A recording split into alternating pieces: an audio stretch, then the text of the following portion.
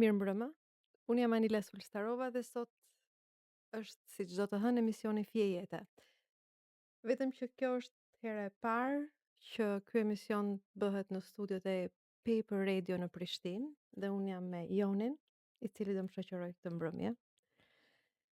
Përveç kënaqësisë që kam që jam në këtë studio, pjesa tjetër nuk e di a do jetë po kaq kënaqësi. Sot do të flasim për sekretet. Sekretet të cilat ndonjëherë përcaktojnë dhe japin drejtim ose dëmtojnë jetën e dikujt. Do flasim për për sekrete si procese psikologjike dhe sociale. Por përpara se të kaloj tek shpjegimi i sekreteve dhe çfarë mekanizmash psikologjik funksionojnë dhe se si ai dëmton të menduarin edhe emocionet në jetën e dikujt, dua të bëj një diferencim midis sekretit edhe privatësisë. Privatësia është ai moment ku ti nuk do ta ndash me të tjerë, jo se ka diçka që dëmton, por sepse për ty është e rëndësishme që ta ndash me njerëzit që ti ndihesh i sigurt ose i mbrojtur. Ndërsa sekreti është më shumë se sa informacioni në vetvete, është një mekanizëm i cili e bën njeriu që të jetë i kujdesshëm për ta ruajtur atë informacion në çdo rrethana, në çdo mjedis, në çdo ambient. Kërkon një menaxhim të vazhdueshëm të vetes, të mendimeve dhe të kujtimeve. Çështja e sekretit është që ai shpesh herë të merr frymën sepse pulson në mendje vazhdimisht. Aq sa dikush ndihet i fragmentuar, i ndarë në pjesë, teksa e ruan atë informacion. Ka dhe një marrëdhënie tjetër midis sekretit edhe gënjeshtrës. Diferenca është që sekreti ka një ngjarje të vërtetë, e cila perceptohet si e rrezikshme për të ndarë, qoftë për vetë individin ose për familjen, mjedisin, shoqërinë që ai jeton. Ndërsa gënjeshtra nuk ka ngjarje të vërteta, ka ngjarje të shpikura të cilat bëhen në mënyrë që dikush fitoj një lloj reputacioni apo kontrolli mbi situatën. Thënë këtë, dua gjithashtu të theksoj që sekreti ka një marrëdhënie me gënjeshtrën, sepse shumë njerëz për të ruajtur sekretin janë të detyruar të gënjejnë. Dhe ndonjëherë sekreti dhe gënjeshtra bashkë të marrin frymën. Sekret do të quajmë atë që ti nuk e ndan dot. Sekret do të quajmë atë që ti nëse e ndan, ndjen që do të urprohesh, do kesh ndjenja faji. Do dëmtosh veten ose të tjerët.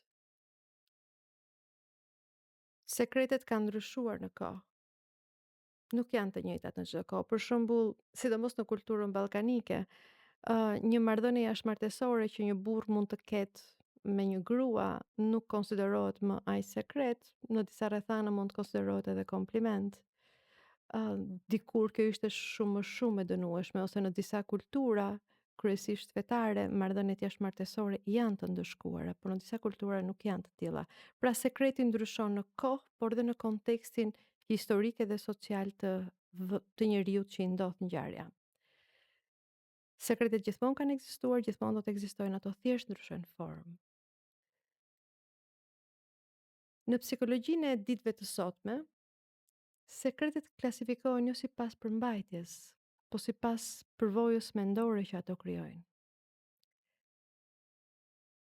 Sekretet ndryshojnë nga njëri tjetri në varësi të sa shpesh kthehen në mendje, sa të lidhura janë me turpin apo fajin, sa shumë krijojnë ndjesi në një realiteti që nuk lidhet me njeriu ose me bisedën që është duke bërë. Imagjino që je në tavolinë duke folur me miqt dhe është një grua që ka bërë një abort dhe teksa ato flasin për amësinë, në mendjen e saj pulson ideja e abortit. Dhe shpesh herë gratë që bëjnë aborte, keqardhjen e ndejnë pas procesit, jo sepse nuk e kanë menduar atë që bën, po deri në momentin që e bëjnë abortin, faktet aritmetikore i kanë të qarta, por pas momentit që bëjnë abortin, ndjesia e fajit dhe e turpit është shumë e madhe dhe për disa psyresh kjo ndjesi dhe ky ndëshkim vazhdon me vite. Ajo që dua të them është që të gjithë ne kemi sekrete. Madje sipas studimeve të fundit, çdo njeri nga ne ka 13 deri në 14 sekrete. Natyrisht, jo të gjitha kanë të njëjtin intensitet, ama të gjitha luajnë një rol shumë të madh. Nga këto 13-14, ndoshta 2-3 në varësi të individit janë shumë të forta dhe që i ruajnë me një lloj ë rigoroziteti ekstrem. Kështu që disa sekrete janë relativisht neutrale, ndërsa disa të tjera të lodhin shumë mëndërisht, sepse njeriu jeton me atë në mendje.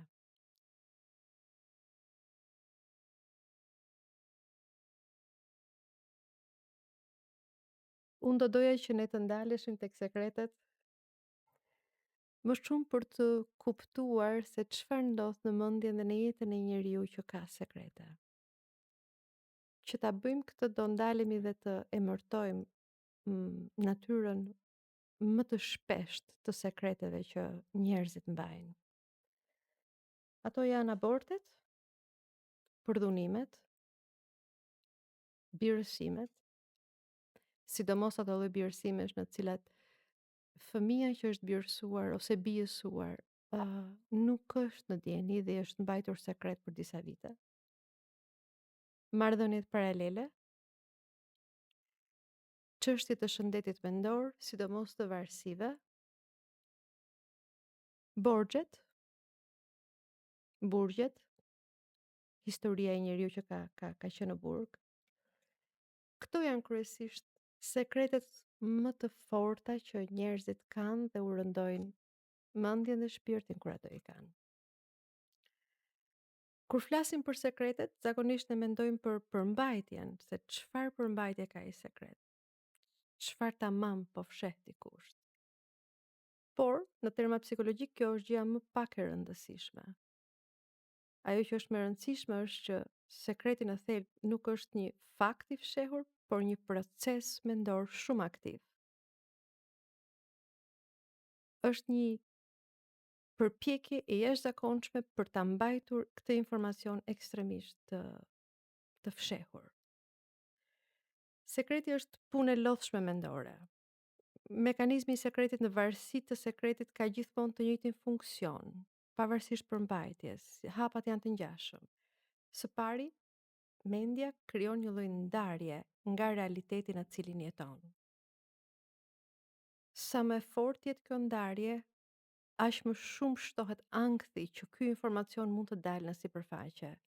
Ndaj individi që ka një sekret ose disa sekrete, është shumë vigjilent ndaj çdo bisede që bën në tavolinë, ndaj çdo informacioni që vjen, madje edhe në rrethana kur dikush mund të bëjë një batutë të caktuar për këtë njeri, duket sikur është një ngacmim për të folur ose për të parë nëse informacioni apo ngacmimi ka qëllim ekspozimin e këtij sekreti.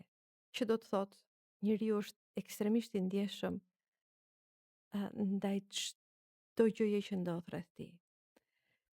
Dhe kjo mund të jetë biseda sociale, biseda intime, momente intimiteti, kjo nuk ka rëndësi, njeriu ka një hipervigjilencë. Sekreti këtë ka pjesën më të lodhshme. Ndonjëherë nuk është vetë përmbajtja e sekretit, sesa mendja që përpiqet në mënyrë aktive ta fshehë atë. Njerëzit që kanë sekrete janë shumë të lodhur. Janë të lodhur sepse janë mësuar të jetojnë në dy botë të ndara. Në botën e asaj që njihet dhe që duket dhe në botën e sekretit të tyre. Kam nevojë të bëj dhe një ndarje të kategorive të sekreteve, disa prej tyre janë të imponuara, siç mund të jetë abuzimi seksual apo dhuna në familje. Në këto raste sekreti nuk është që individi të mbrojë veten, por sepse percepton që nëse e thot si informacion, nuk ndihet i sigurt. Në rastin e dhunës familje mund të ndjejë që nuk ka ku përket nëse e raporton si gjë, ndonjëherë dhe për të mbijetuar emocionalisht. Disa sekrete janë morale dhe kulturore. Për shembull, aborti, qepja e himenit, varësitë, shëndeti mendor. Këto janë nga ato lloj sekretesh që nuk lidhen vetëm me ngjarjen, por me mënyrën se si shoqëria e vlerëson atë ngjarje dhe që ndonjëherë është pikërisht shoqëria që kërkon që të bëhet akti, siç mund të jetë aborti ose siç mund të jetë qepja e himenit. Disa sekrete të tjera përkufizohen si identitare, siç është identiteti gjinor apo seksual. Këto janë histori shumë personale, por edhe birësimet klasifikohen si të lidhura me identitetin. Qoftë prindi që ka birësuar dhe nuk e ndan si informacion, qoftë fëmia që e ka zbuluar, që është i birësuar dhe ka frikë ta thotë si informacion. Ka edhe disa sekrete të cilat shihen si funksionale, siç janë marrëdhëniet paralele ose borxhet. Këto mbahen për të ruajtur një lloj ekuilibri të përkohshëm të marrëdhënies, familjes, konteksti social. Pavarësisht kësaj, mekanizmi psikologjik mbetet i njëjtë. Sekreti të lodh, sepse ti je i detyruar të jetosh me një hipervigjilencë. Dhe këtu fillon ai momenti që sekreti të bëhet i dëmshëm. Sepse dëmton jo vetëm marrëdhënien me të tjerët, por dhe marrëdhënien tënde me veten. Mendja njerëzore nuk është e ndërtuar për të mbajtur përvoja kaq të rënda për një periudhë kaq të gjatë dhe krejt vetëm. Dhe natyrisht ti mund të pyesësh këtu, po çfarë ndodh me njeriu që mban sekrete? E para, ky njeri është gjithmonë duke i filtruar informacionet, çfarë duhet thotë dhe çfarë jo. Nuk është tërësisht i përqendruar në realitetin ku po jeton, as në bisedë, as në tavolinë, në asgjë që bën, sepse një pjesë e mendjes duket sikur përpiqet të bllokojë një informacion i cili nuk duhet të dalë në sipërfaqe. E kanë shumë të vështirë të përqendrohen në një bisedë 100%, sepse një pjesë e energjisë shkon për të mbrojtur sekretin. Në tentativë për të mbrojtur sekretin e tij, njeriu krijon një lloj ndarje të brendshme dhe një vete që as ai vet nuk e njeh më, sepse ka ndjesi poshllëku të shpeshta, ka një konfuzion që lidhet me çfarë do ndodh me mua nëse ky sekret del në sipërfaqe. Dhe sigurisht mund të vuajë faktin që jeta e tij nuk është aq e plotë. Vetja mund të shihet tërësisht e copëzuar. Pasi një sekreti e dobëson marrëdhënien me tjetrin, sepse ke frikë ta flasësh, ke frikë të jesh tërësisht i vërtet. Vendos disa kufij që tjetri nuk i kupton, ndonjëherë as ti vet nuk i kupton, po ato kufij e dëmtojnë marrëdhënien. Emocionalisht je gjithkohën në tension. Ke ankth, irritohesh shpesh, të jetë ndjeshëm ndaj stresit. Kjo ndodh sepse sistemi yt nervor është vazhdimisht në gjendje hipervigjilence dhe çdo ekspozim shihet si një lloj kërcënimi. Të prek në mënyrën se si ti merr vendimet, të kufizon spontanitetin, bëhesh më shmangës në jetën sociale, shmangë çdo mjedis që mund të ngacmoj kujtimin edhe mund të bëj më vulnerabël në raport me botën. Kështu që në një farë mënyre sekreti duket sikur të organizon dhe jetën. Në fund të këtij emisioni do flasim edhe për rreziqet që ka sekreti në trupëzimin e si e vuan trupi yt mbajtjen e këtij sekreti, sepse trupi bëhet vendi ku ky sekret pulson, rebelon. Kështu që pak më vonë do ndalim tek dhimbjet e kokës, çrregullimet e gjumit, problemet gastrointestinale, vështirësitë seksuale. Trupi nuk gënjen. Trupi është gjithmonë i ndershëm dhe në këtë ndershmëri të tij ai vuan dhe çon shpeshherë sinjale për të kujdesur për veten. Emocionet më të shpeshta që njerëzit që kanë sekrete hasin është ankthi që ushqet nga pasiguria, turpi, sidomos kur sekretet lidhen me çështje seksuale apo morale, faji, edhe në rastin e abuzimeve seksuale të një fëmie, të paktën në praktikën time klinike të gjitha rastet, djem apo vajza qofshin, janë të shqetësuar nëse kanë pasur ndo pak faj në atë që ka ndodhur. Dhe jo rallëherë, puna më e madhe në terapi është pikërisht t'i zhveshim nga faji.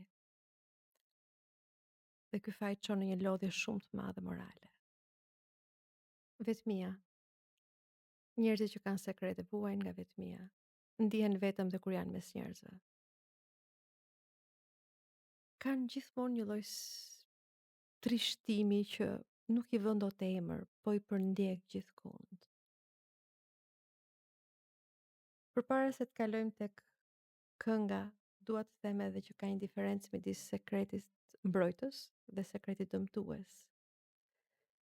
Sekreti mbrojtës është kur ka një ngjarje dhe individi është i detyruar të mos flas për të sepse një ekspozim i parakohshëm rrezikon jetën e tij ose të familjes. Siç mund të jetë për shembull rasti ku një i mbijetuar nga abuzimi nuk flet menjëherë sepse nuk mund të mbrohet menjëherë, ose një person që ka konfuzion për identitetin gjinor dhe nuk mund të flasë menjëherë me familjen, ose në një mjedis të rrezikshëm ku paragjykohen këto gjëra. Ose në disa raste, ndoshta unë nuk jam tërësisht dakord, por literatura thotë dhe unë jam e detyruar ta them, kur familje të caktuara nuk e ekspozojnë fëmijën ndaj informacioneve me bindjen që janë duke i mbrojtur ata.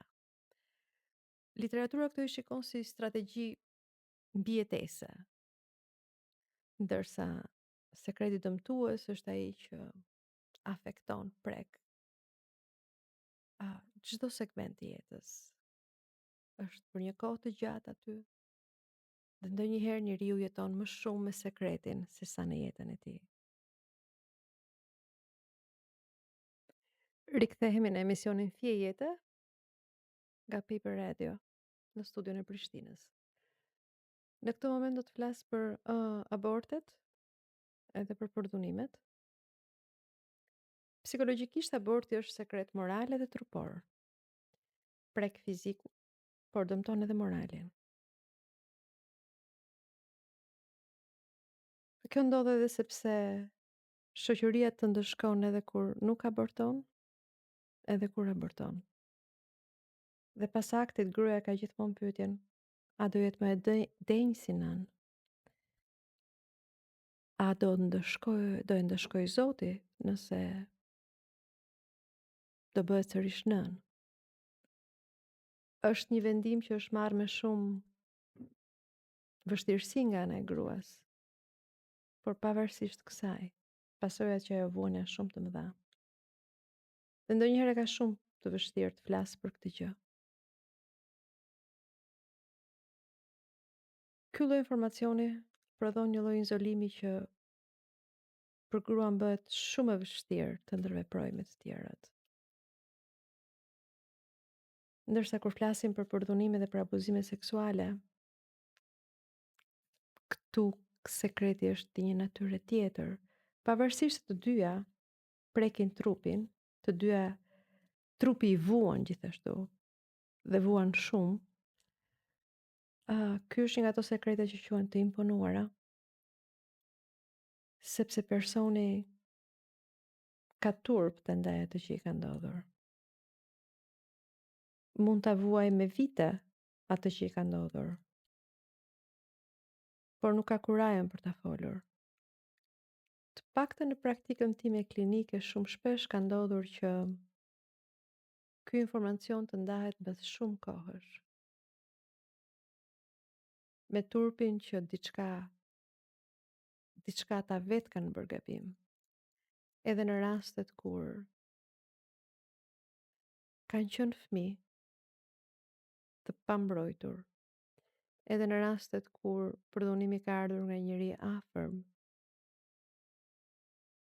dhe në rastin e vajzave jo vetëm i afërm, po dhe i shpesht, për shkak të marrëdhënieve familjare, ato kanë heshtur për një kohë të gjatë, sepse kishin frikë që nëse do flisnin, do prishnin disa nga marrëdhëniet familjare. Jo vetëm në literaturë, por edhe në praktikë ajo që un kam vënë re është që vajzat përdhunohen për një kohë të gjatë nga një njeri vetëm, që është kryesisht një njeri që ka akses dhe është i rëndësishëm për familjen. Pra një nga ata njerëzit që familjarët besojnë.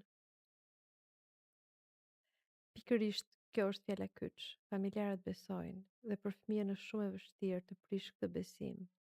E kupton që intimiteti dhe afrimiteti është më i afërt, por e ka shumë të vështirë të bëjë diferencën. Dhe këtë peng, këtë turp, këtë faj, sidomos në rastin e vajzave ku abuzuesi e thekson faktin që po të flas unë, do them që ti më provokove dhe në rastin e vajzave kush e di pse kjo besohet. Ndërsa djemt, të paktën në historitë që kanë ardhur tek unë, përdhunimet kanë qenë një herë të ndodhura, kryesisht nga të panjohur. Flasim për dhimbje shumë të madhe, për tronditje shumë të madhe, për pamje që i përndjekin gjatë gjithë jetës, për frikë për ta ekspozuar sepse ndoshta do gjykohen, do paragjykohen, do vihet në dyshim identiteti i tyre seksual. Dhe këto janë nga ato lloj sekretesh që njeriu e masakrojnë. Këto janë ngjarje të skaluarës dhe ndoshta shpesh herë dëgjoj që thonë që po ja e thash. Ky është sekreti. Të paktën ta thuash. Dhe të kuptosh që nuk ishte faji yt. Sepse këto lloj sekretesh ta copëzojnë kujtesën, të bëjnë të ndihesh i vogël edhe kur nuk ka arsye pse ti jesh i vogël. Të bën të ndihesh i përjashtuar, i pisët. Kur as në këto raste nuk ka arsye ti jesh e tillë. Mirëmbrëma sërish, rikthehemi në emisionin Fije Jete nga studio në Prishtinë e Paper FM. Tani që po dëgjoja këngën, më erdhi ndërmend një vajzë me cilën kam punuar. Ajo ishte studente kur në auditorin e stërmbushur me student hyn një djalë që i afrohet e pyet për emrin dhe i lë një letër. Dhe ajo hap letrën dhe lexon që nëna jote e vërtet ishte dikush tjetër. Ajo tronditet, ama ajo që ajo thotë është që në atë moment mu duk sikur për herë të parë bëri kuptim diçka që unë kisha kohë që e vuaja. Pavarësisht se prindrit që më kanë rritur janë shumë të mirë, kanë qenë shumë të kujdesshëm, shumë të dhënë mbas meje. Unë kam pasur gjithmonë ndjesinë që sikur nuk përkisja, sikur diçka ishte gabim me mua. Dhe në momentin që lexova atë emër, kjo gjëja më bëri sens. U trondita njëkohësisht, por edhe më bëri sens. Tronditja e njerëzve që zbulojnë që janë të birësuar është padyshim shumë e madhe. Unë përpiqem të kuptoj njerëzit që ruajnë një informacion kaq të rëndësishëm sekret nga fëmijët e tyre. Është një informacion që rëndon shumë jetën e tyre, por krijon dhe një marrëdhënie distante me fëmijën që po rrisin. Prodhojnë lëndime dhe plagë të reja në momentin që e vërteta merret vesh. Sepse fëmia që është birësuar, mbasi zbulon që është birësuar, ngre dhe shumë pyetje të tjera, të cilat janë të rëndësishme. Nëse më keni mbajtur këtë sekret, pse duhet ju besoj për gjëra të tjera që janë po kaq të rëndësishme? Nëse nuk keni gjetur gjuhën për të më thënë këtë gjë, pse duhet besoj që do të kuptoni në rrethana të tjera? Dhe po, ka një lloj të drejtë. Kulturalisht në Shqipëri dhe në Kosovë, birësimi dhe bijësimi është parë si një lloj ndëshkimi ose një lloj emete që çiftet kishin, pra dikush ka faj që këta s'po bëhen me fëmijë.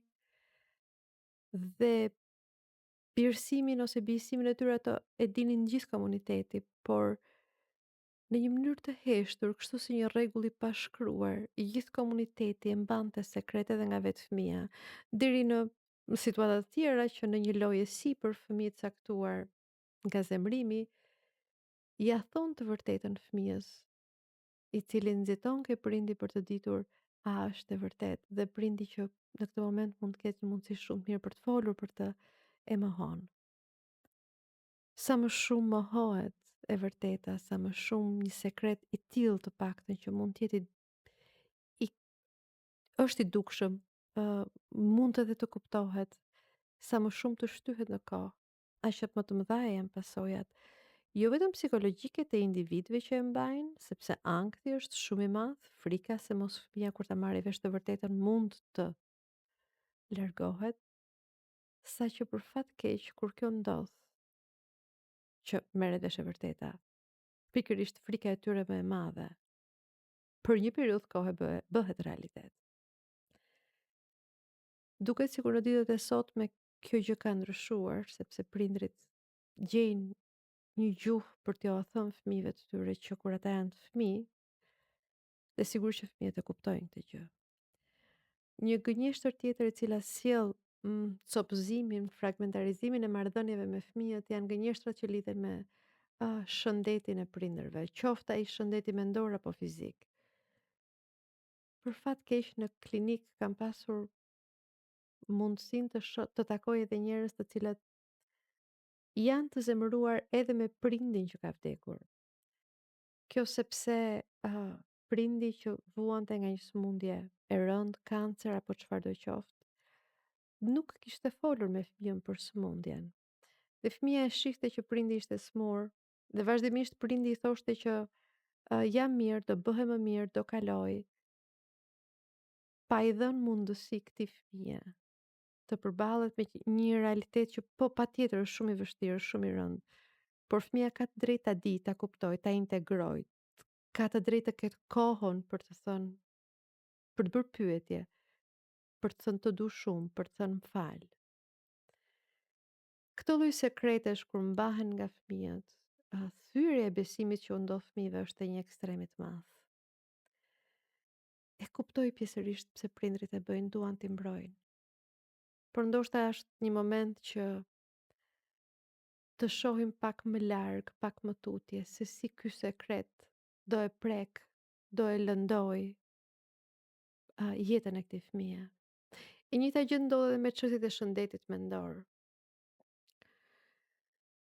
Pavarësisht se të rriturit mund të dinë që prindi ka çështje të shëndetit mendor, ata nuk i thonë. Nuk ja thon fëmijës duke e bërë të besojë që është normale që një prind të ketë luhatje të forta humori ose të mungojë për net të tëre në shtëpi ose të jetë një herë i dhunshëm dhe një herë ekstremisht i dashur, ose të jetë tërësisht i fokusuar tek vetja dhe as pak tek fëmia apo nevojat e fëmijës. Fëmia arritet me bindjen që ky është normalitet, arritet me ndjesinë që bota kjo është, ndërkohë që të rriturit rreth fëmijës mund ta ndihmojnë duke i dhënë informacione të sakta të cilat fëmia ka inteligjencën ti kuptoj ashtu aq sa mundet, i kuptuar i do zgjerohet në mënyrë të vazhdueshme. Askush nga ne përballë një situate të re apo një ngjarje të pazakontë, nuk e kuptojmë situatën tërësisht 100% të plot. I kuptuar është një proces që kërkon kohën e vet, që do ritmin e tij dhe secili nga ne e ka të ndryshëm, ashtu edhe fëmia. Këto lloj sekretesh theksoj prishin jo vetëm marrëdhënien, por dëmtojnë mënyrën se si disa njerëz ndërtojnë marrëdhënien me veten, ë, me botën, ë, prek besimin. Këta fëmijë kanë të vështirë tu besojë njerëzve të tjerë, sepse njerëzit e tyre të rëndësishëm, prindrit, familja, i ka gënjur për gjëra të rëndësishme.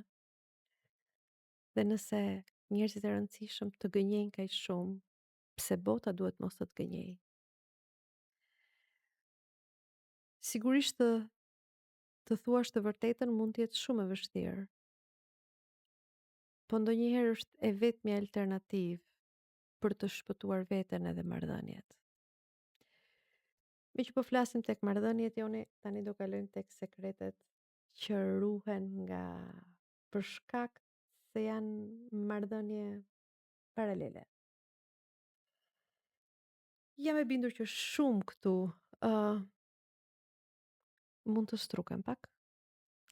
Marrëdhëniet paralele janë sekret, ose kryesisht përpiqen të jenë sekret.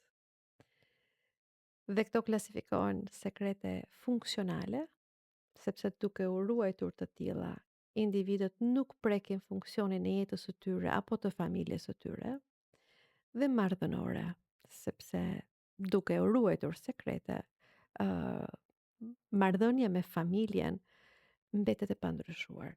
Por në këtë rast dua të përmend që edhe marrëdhënia me familjet, jo domosdoshmërisht burri ose gruaja, por në rastet kur një njeri ka një marrëdhënie intime me një njeri të njëjtës gjini dhe ka shumë të vështirë që ta ekspozojë këtë gjë, sepse ekspozimi do sillte sipas njeriut prishjen e marrëdhënieve me njerëzit, me familjen.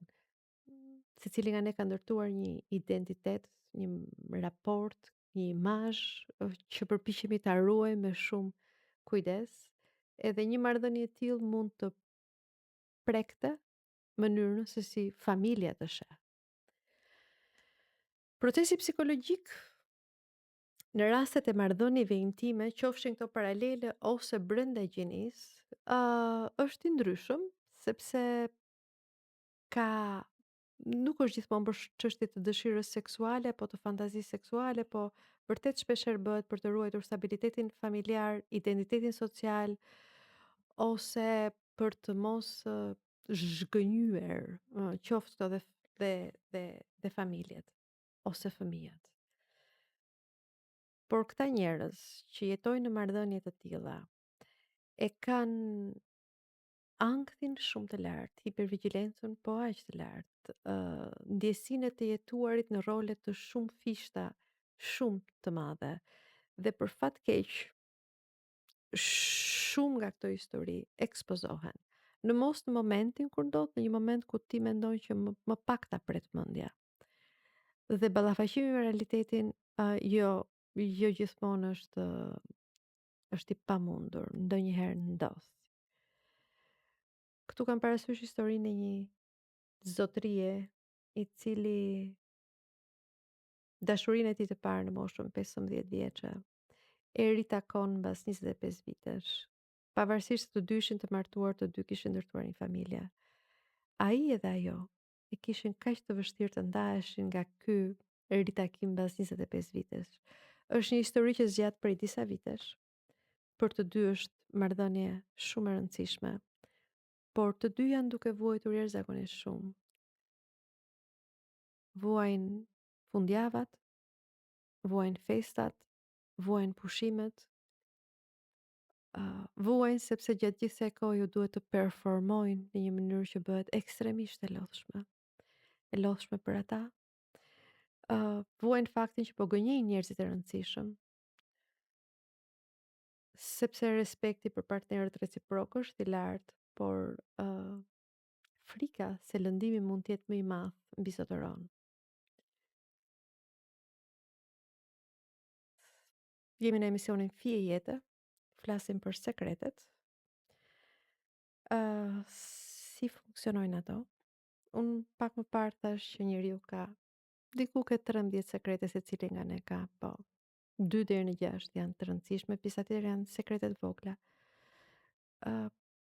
Nga një studim që është bërë për sekretet, u vu re që sekretet më të forta që njerëzit mbanin për vete dhe nuk i ndanin, ishin ato që kishin të bënin kryesisht me marrëdhëniet me të tjerët. Për shembull, ndjenjat erotike ose seksuale për antar të familjes së madhe, për kolegë të caktuar, ndjesi shumë të forta edhe për njerëz që nuk janë fare të supozuar të ndjejnë.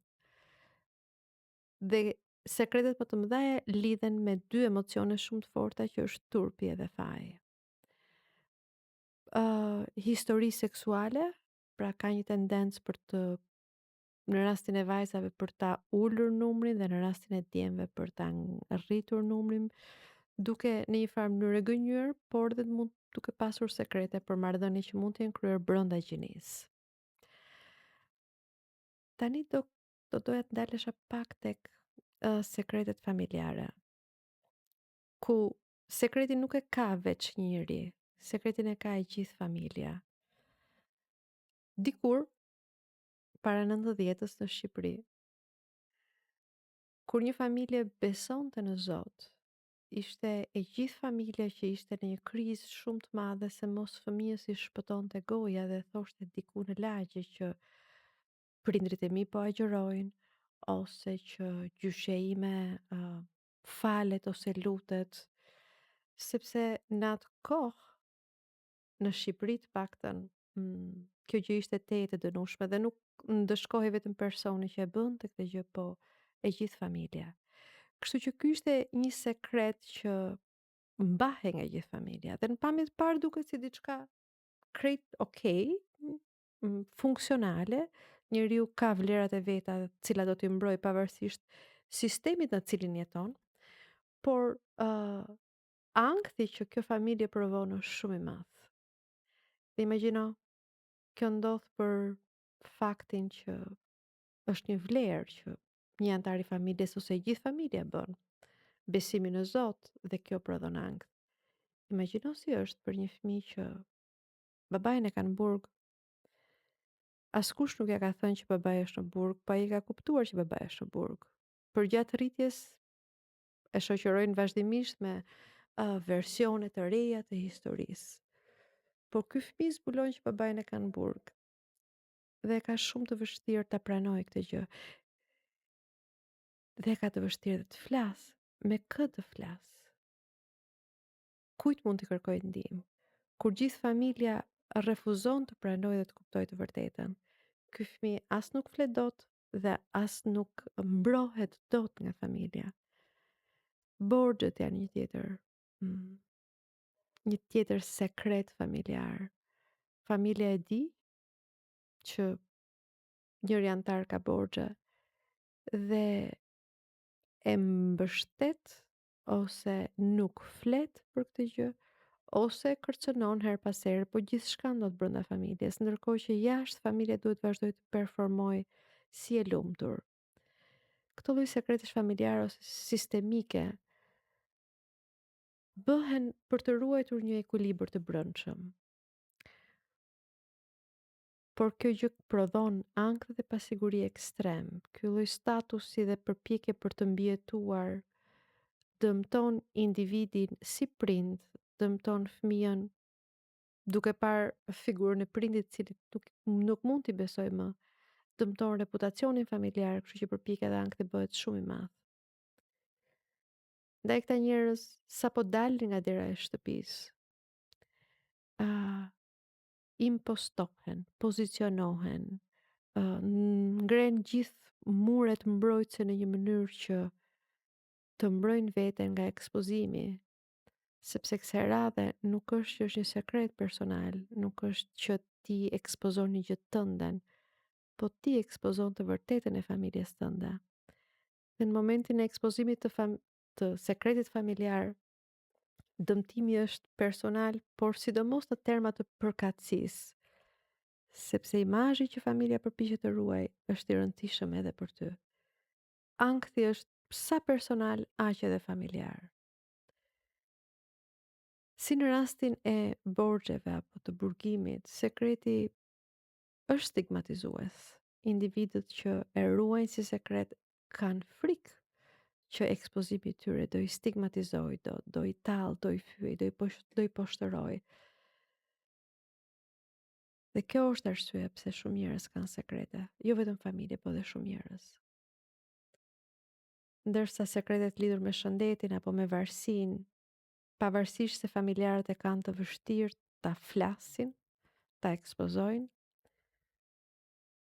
e vërteta është që këto janë nga problemet më të dukshme për të tjerët, me gjithë përpjekjen që familja bën për ta mbajtur të fshehtë.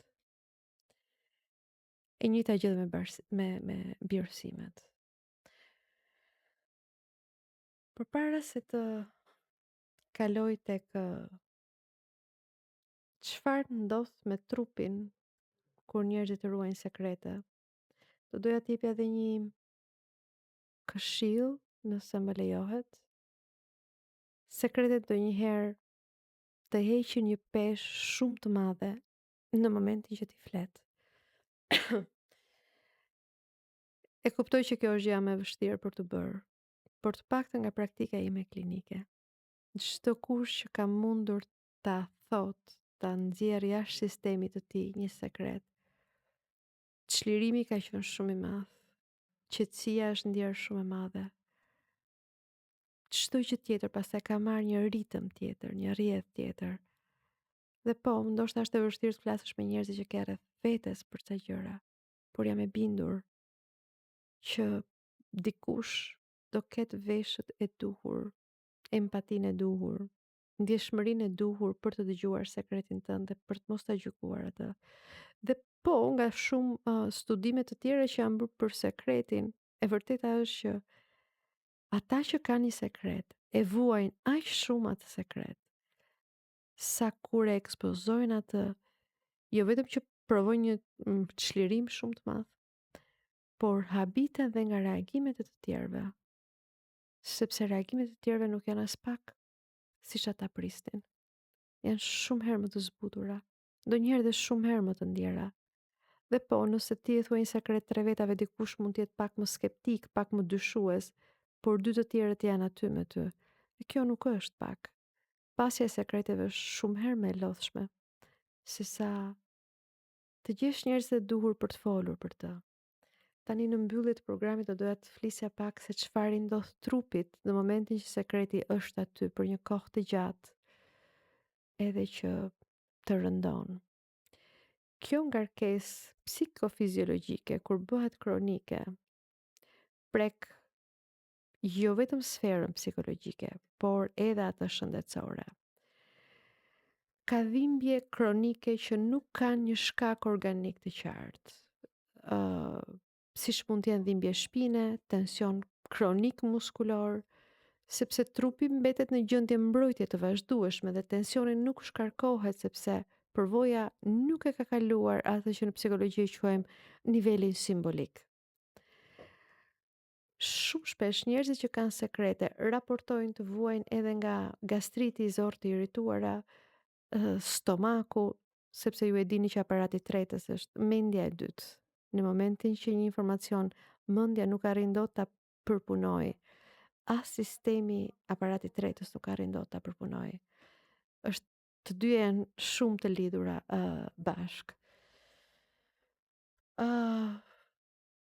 Probleme kardiovaskulare dhe ankth trupor, rraje të shpejta të zemrës, shtrëngim në gjoks, marramendje. Trupi sillet sikur rreziku është gjithmonë shumë afër dhe kur realisht nuk është.